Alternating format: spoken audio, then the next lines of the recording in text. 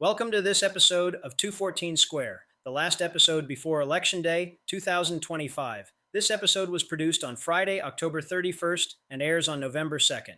We will first look at the newest polls from New York City, as well as the market prices on Polymarket before we forecast the election. We will do the same for New Jersey and then Virginia. We will then check out the current state of the government shutdown and the president's job approval.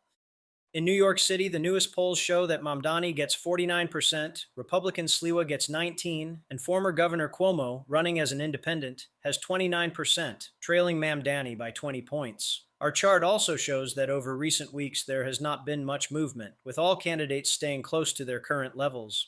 Polymarket sees Mamdani at around 94% likelihood of winning, and Cuomo with only around 6%. Again, there is little change as the price development shows. I conducted a Monte Carlo simulation myself with 10,000 runs. According to this simulation, Mamdani is clearly winning with 100% probability. But of course, nothing is ever 100% certain. So let's say it's very close to 100.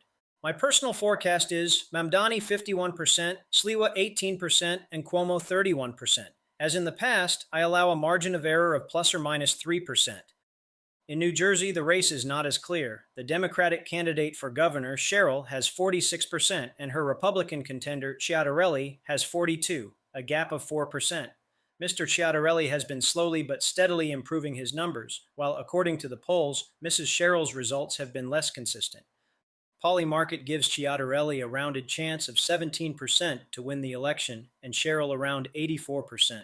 My Monte Carlo simulation, again with 10,000 runs, gives Sherrill a chance of 97% and almost 3% for Ciattarelli. My personal forecast for New Jersey is 52% for Mickey Sherrill and 48% for Jack Ciattarelli. The case is clearer in Virginia. Here, the Democratic candidate Abigail Spanberger is most likely to govern the state from Richmond soon. She has a comfortable lead of 10%, with 51% over her Republican contender, Lieutenant Governor Winsome Earle-Sears, who has 41%. Over the recent week, the gap between the two candidates widened again. On Polymarket, Earle-Sears has only a 3.5% chance. And after 10,000 simulations, I also see Spanberger as the clear winner on Tuesday. My forecast for the gubernatorial election in Virginia is 54% for Mrs. Spanberger, and 46% for Lieutenant Governor Earle-Sears. If Congress or the President don't surprise us, the government shutdown is still ongoing, and it is now 33 days long. This makes it the second longest government shutdown in U.S. history, and tomorrow it could tie the record with the shutdown we saw during President Trump's first term.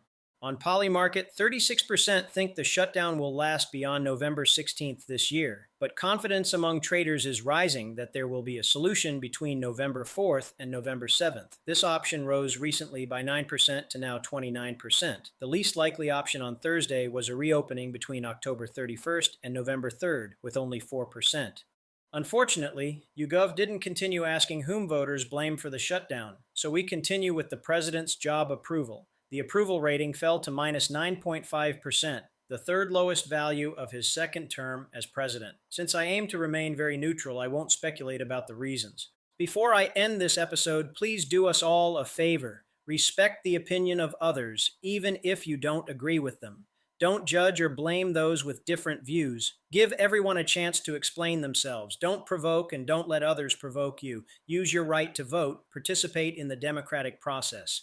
In the next and final episode of this season, we will review the election results and my forecasts. Depending on how long the counting takes, the next episode might be delayed. To not miss the final episode and future shows, please subscribe to the channel.